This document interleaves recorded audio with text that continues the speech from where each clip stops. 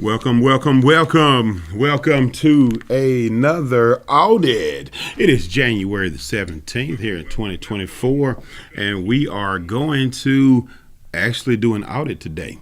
Now, today's audit, I want to discuss something that happened recently in Jackson, Mississippi. Just like most of the country, we're experiencing a very cool front coming through. It's actually below freezing for a few days around here, and the difference I see this time, I'm going to have to say it, the water pressure is still good.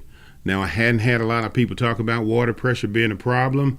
Hadn't had a lot of people talking about their water pipes have busted. And it makes me wonder, what's the difference? What's the difference now compared to this time last year?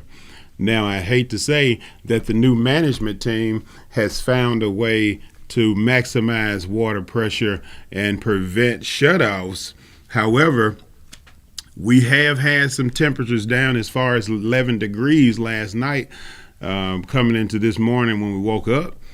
The night before, I think we were around 17 degrees, and before that, around 17 again. So I'm looking at what's the difference now compared to this time last year. And the only difference I can see is we have a new team managing Jackson's water supply. Now, as unfortunate as that may sound for the previous persons running it, it's true. It just happens to be true. So we don't know what's going on, what different are they doing compared to what was previously done. The only thing I know is the water's still on. So we can sit here and argue all day. We can go back and forth. We can say that they took over the city and is mismanaging. I mean, they're trying to over micromanage a city and removing the current leadership. But let's be real. What do the people in the city want? The people in the city want their garbage picked up and they want their water on. That's not too much to ask from the leadership, is it? But that's what we're wanting. That's what we're asking for. And unfortunately, until now, the water has been a problem when we get to cold weather. So noticing now that my mother, who is 73 years old, still has running water. My neighbors who are in their 80s, they still have running water. I'm not going to sit here and say that taking over the water system and taking it out of the hands of the city of Jackson is a bad thing. I'm just going to say that currently those people still have water, and that's important. I'm not seeing trailers of water being delivered like we did last year. I'm not seeing water being housed here at the studio as it was last year. I know that we were here passing out some bottles of water this past weekend. However, that's precaution for what we were expecting to happen. And fortunately, we didn't see that. So I just want to take a minute to say thank you, whoever is in charge now of Jackson's Water, because the elders are the ones who suffer the most in times like these. So to see them still having running water, still being able to take a shower and still being able to cook and kind of have that little bit of comfort where they don't have to fight and find or stay in long lines for bottled water. I can't say how much I appreciate that enough, especially being that I have a elder mother. So shout out to whoever's running it. We appreciate it, guys. I'm sorry. Now, to look at the current administration and see that over the past few years, we've had multiple water problems and no solutions until now. I think we need to really look at how we're voting, people. Are we going to keep voting those people back in who are fighting over contracts for garbage, who are neglecting the water system? And now we have 16 schools closing. As I'll constantly say, if this was a bus driver wrecking your bus, you would have fired him by now. But for some reason, we keep putting these same people back in office. And that's not just in the city. That's in a state. That's in a country. We constantly complaining about what's going on around us, but we're constantly going in there and voting for those same people. So it's actually something wrong with us. We refuse to change. We refuse to give the people who need it the power to put those changes in place. We like to do the same thing over and over again, and sometimes that could be complaining. I know that it sounds crazy, but in therapy, I've learned that some people just like complaining. So they're not going to try and fix their problems. They're not going to try to address the situation at hand. They're just going to keep complaining and do nothing because they are used to complaining. They like complaining. It gives them attention. And for some people, that's just how they live. Myself personally, I like solutions. I'll complain, but you need to know that I plan on fixing it. If I'm complaining it's just to let you know I'm planning on fixing something, because broken to me doesn't make sense. It doesn't make sense for us to feel mentally broken and not go and get help. Go get some therapy. I'm having a show every Saturday, Journey into Mental Health. So if you need some mental therapy, please call in, come by and visit. I have access to a therapist who's going to be opening the doors for you guys and open up those phones so that we don't have to stay stuck. And we're working now to create a partnership so that the Journey into Mental Health can not just be a show, but a complete platform where you guys can get that mental health, help you need as easy as picking up your phone and pushing a couple buttons. So working towards that, and also trying to look at getting some more educational information out to you regarding tech advancements and tech opportunities that will be presenting themselves in Jackson. So looking forward to a lot of things to come, and we're not trying to stay stuck in complaining. We're trying to put forth some solutions. So again, Jackson, we have a couple of issues when it comes to the leadership here. And a lot of people hadn't addressed this in Mississippi. I see everybody talking about it online, and it seems as if we don't want to say anything because we know these people. Well, I know of these people, so I'm going to say something. When it comes to what is now currently the big topic coming out of Jackson, Mississippi, is it 251 bodies found behind the jail? Let's really think about that, people. We're in a city that looks like us, that has been this way, I know, for at least 30 years. So now we're looking at a city that looks like us, 250 missing people, many of which look like us. That to me screams a serious problem in leadership. There's no way you can tell me you didn't know. I hadn't heard about it. I had no knowledge of it. I'm tired of hearing that excuse coming out of people's mouths. You trying to tell me that the leadership of this city had no idea about 251 bodies, some of which had ID still on them, not notifying the families? You trying to tell me the leadership of this city didn't know anything about it? Well, if they didn't, then that means that our leadership is needing to be replaced, every one of them. If they come on and say they didn't know anything about it, get them out of here, because you can't tell me the rumor mill didn't reach your ears. The rumor mill didn't reach your ears from 251 bodies? Then we need new leadership, people. None of these people clearly care about the citizens of Jackson, because what is worse than depriving a family of land to rest one of their loved ones?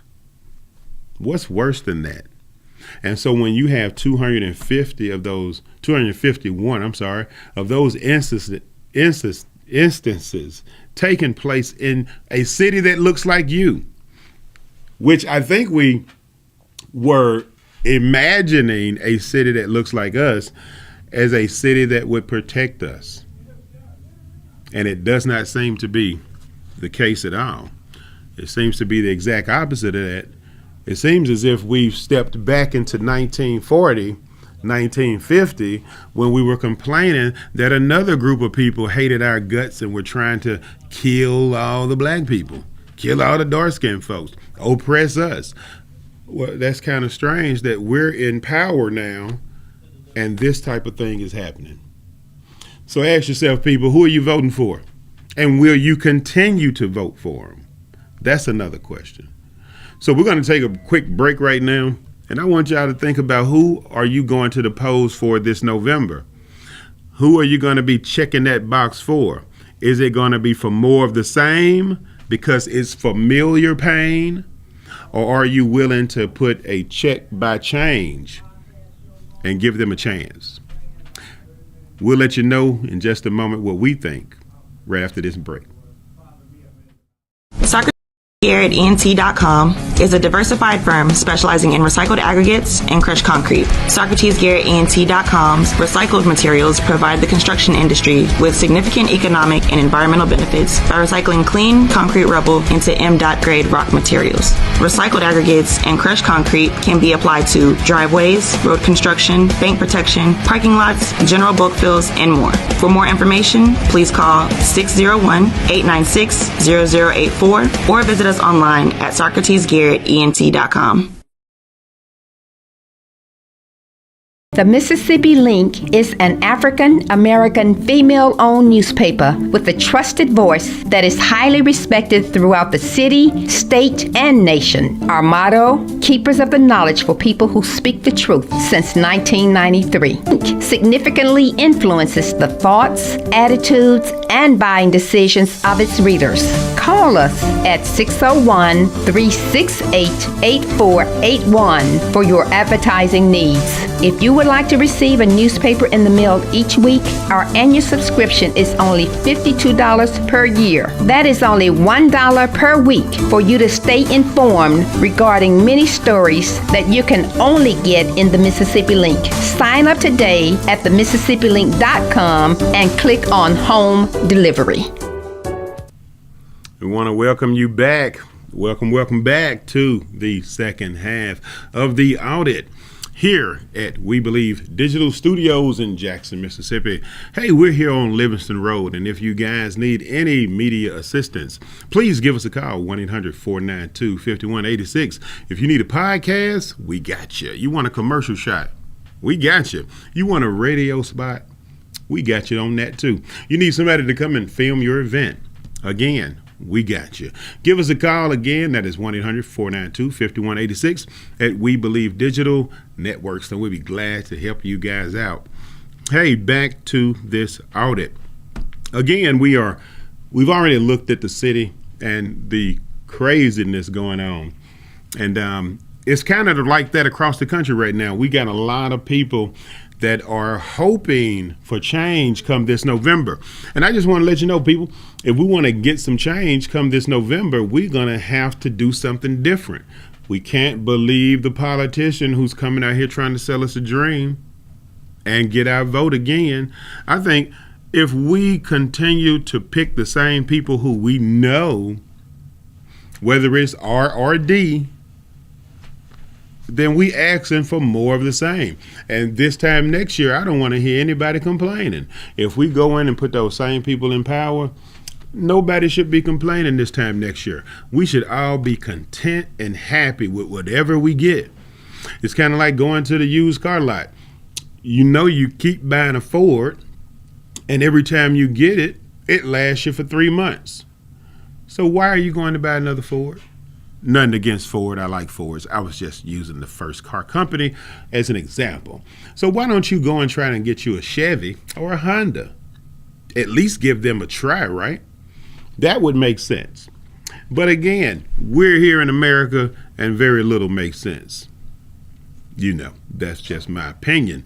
But again, the numbers don't lie either. So we have a lot of groups out here with terrible numbers who are pushing their agenda. So when we look at the government, Terrible numbers. Look at the people. We've been talking about $100,000 being a good paying job. How long have we been talking about that? Well, I know since 96 at least. But I had a caller call in on the last show I was doing with Dr. Henderson. Don't forget to check him out on Organize, Don't Criticize.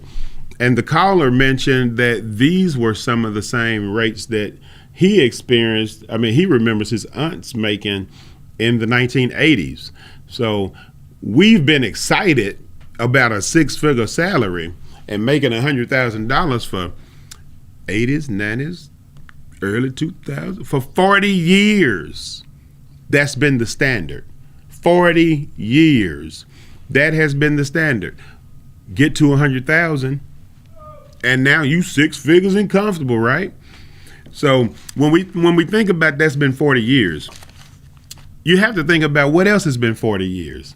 I talked to a lawyer, and I remember when we first got out of high school in, I think it was 91, the expectation for a lawyer was about 60 to 80,000 in 91. Guess how much lawyers make today?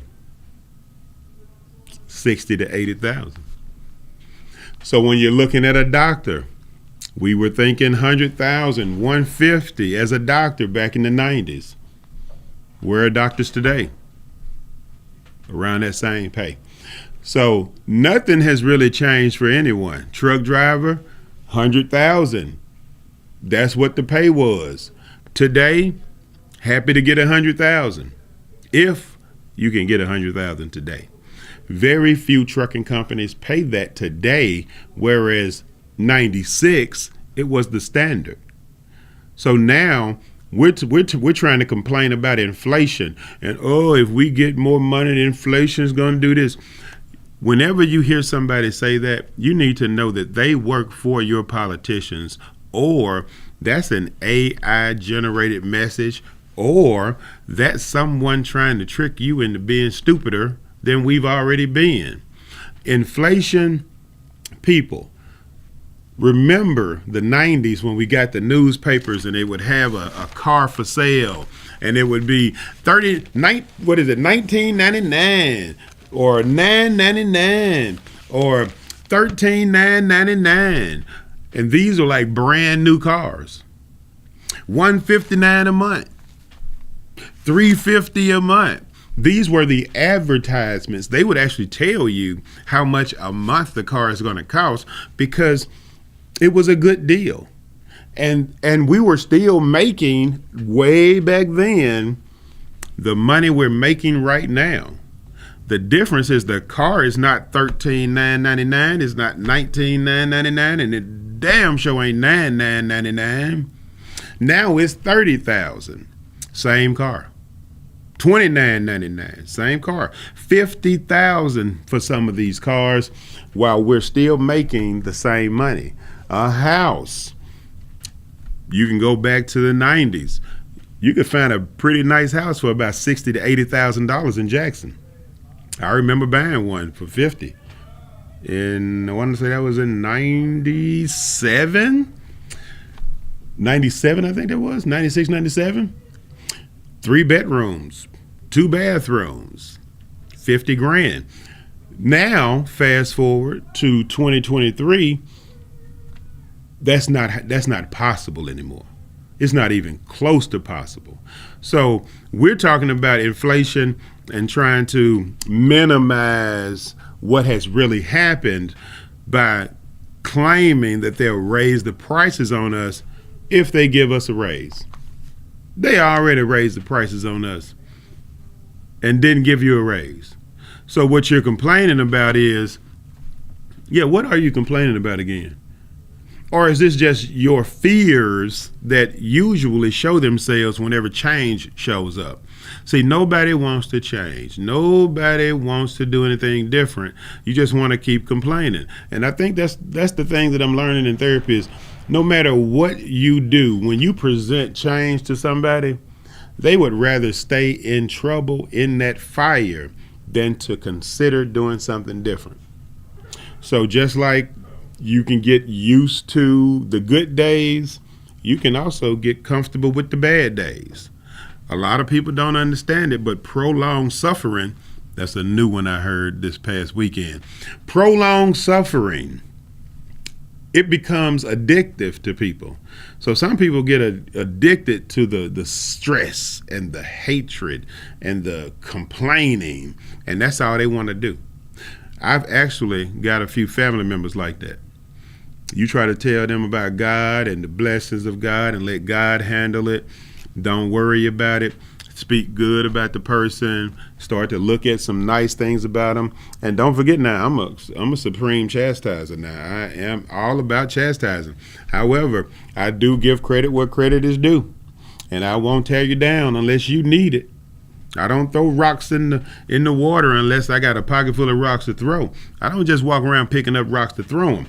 So when I'm trying to say, hey, no, let's look at the good things this person does, because the things you're talking about, those are your feelings. See, when you're talking about your feelings, I'll stop you. How you feel about somebody? Nah, give me some facts. What did they actually do? Give me some facts. I don't want to know how you feel. Don't tell me how they made you feel. Give me some facts. They were saying this to me and that. Well, give me some facts. What did you do? Because most people never see what they do. They only see what the other person did. So I had a whole lot of family members that I have to sit there and talk to them. Well, I'm listening to them try and tell me something about somebody, and I'm listening to them like, this is every day with you. This is not sometime. It's always complaining. And so going to therapy, I've learned that that's just as addictive as drugs. And a lot of people don't know that. You can get caught into that complaining cycle, and that's all you want to do. You want to complain every day. What happened at work today? Let me tell you some complaints. What happened at school? Let me complain. I want somebody to feel sorry for me. Me, my pity, I can't believe they did that to you. See, that is just as addictive as the likes and the shares. A lot of people like the likes and the shares, and look at me, and then they had to go get a new dress, and they put the new dress on, take some more pictures, look at the likes and the shares, and they showing all these pictures, look at the likes and the shares. Well, it's some people who thrive on feel sorry for me too. Please look at me. I'm so bad. Look at they treat me this way. I can't believe it. Y'all need to change. Messing up my peace. That's addictive too. It's searching for attention. It is narcissistic. It's all about me. Narcissistic. Go look it up. All about me. All about my problems. Me. My looks. How I look. How I feel. Me. Narcissistic. And those same people will try to blame you for something, when actually we all need to be in therapy. And I said we all need to be in therapy. Not some of us, all of us. Now, you can say you don't need it. I'll say you the one who need it the most, because my therapist goes to therapy. If a doctor gets sick, guess what they do? Go to the doctor. Mechanic, sometimes there's a problem about his car he can't fix. So what he does, take it to a mechanic. So why aren't we looking at things the same way? Everything can't be fixed just by hoping or going and talking to a preacher. Preacher's not a counselor. Preacher's not a mechanic. Preacher does not have a bakery. So don't go to the preacher when you need a cake baked. Don't go to the preacher when you need your brakes changed. And please don't go to the preacher when you have mental health problems. I'll even say this. If you having marital problems, stay away from your preacher. You should go back and look at one of my old shows. I had the numbers posted. Christianity last in marriage. And I mean holding a marriage together, dead last. First in prison. Now, if you want to see who's in prison the most, mostly Christians. Who's getting divorced the most? Mostly Christians. So once again, when you're looking for advice about marriage, Don't go to your preacher. He clearly doesn't know what he's talking about. Not at all. He's probably going to tell you to keep your peace, stay away from drama, and separate your family. They shouldn't treat you like that. And now he gets 2 checks of 10%. 2. See, it benefits him to separate you. And y'all don't think about it like that. But then you go look at these numbers. Go Google it. Use your phone. And you'll see that these people are not serving a purpose for the betterment of humanity. I don't care how they sound or how they shinily look. Look at the numbers, people, and you'll see that they're marching you right into hell. It's not a lot I can do about the numbers, but I'll say this.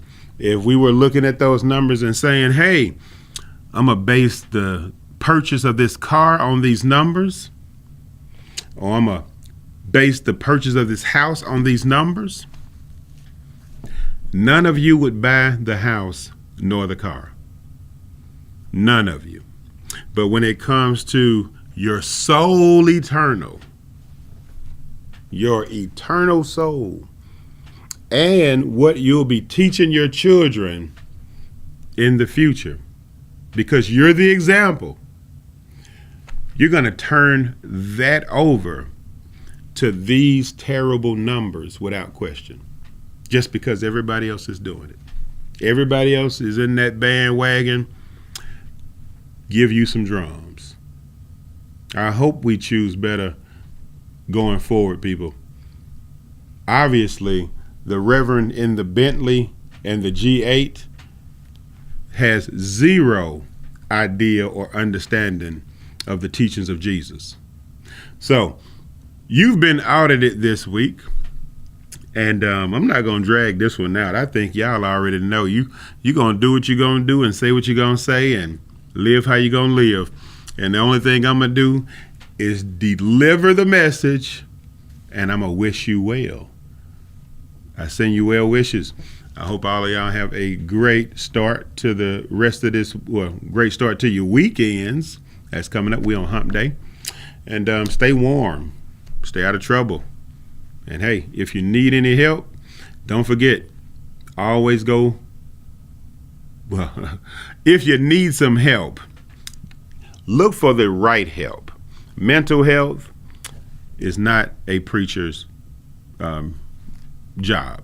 He needs to learn how to read them scriptures, which they're doing a terrible job of. But hey, that's just me being able to read. But I'm going to holler at y'all next week or see you this weekend on the journey into mental health. We'll see y'all later.